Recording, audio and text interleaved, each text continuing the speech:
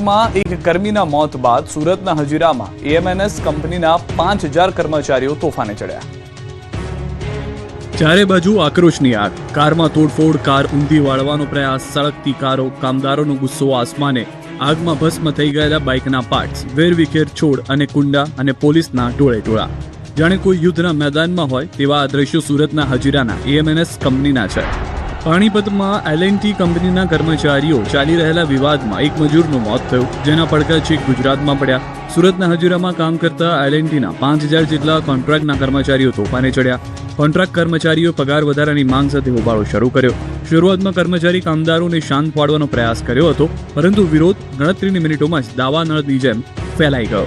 તોફાને ચડેલા કર્મચારીઓએ કંપનીમાં રહેલા વાહનોમાં તોડફોડ અને આગ લગાડવાની શરૂઆત કરી।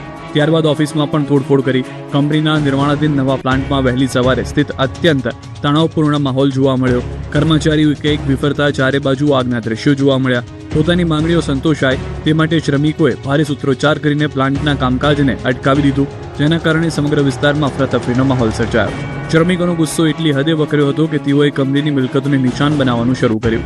આ હિંસક વિરોધ પ્રદર્શન દરમિયાન કંપનીની 3 ફાયર ફાઇટર ગાડીઓમાં તોડફોડ કરી તેને ભારે નુકસાન પહોંચાડવામાં આવ્યું।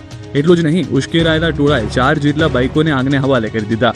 પ્લાન્ટના સુરક્ષા કવચ સમાન એન્ટ્રી અને એક્ઝિટ ગેટ પર પણ હુમલો કરવામાં આવ્યો, જેમાં પ્રવેશ માટેના અત્યાધુનિક મશીનોને તોડીને કચડી નાખવામાં આવ્યા। સ્થિતિ વિકટ બનતા સુરત પોલીસના ધાડેધાડા કંપની પર પહોંચ્યા। તોફાને ચડેલા કર્મચારીઓને કાબૂમાં લેવા માટે પોલીસે લાઠીચાર્જ અને 40 જેટલા ટીયર ગેસના સેલ છોડવાની ફરજ પડી, જેથી હજારો કર્મચારીઓ જીવ બચાવવા માટે આમ તેમ દોડતા નજરે પડ્યા।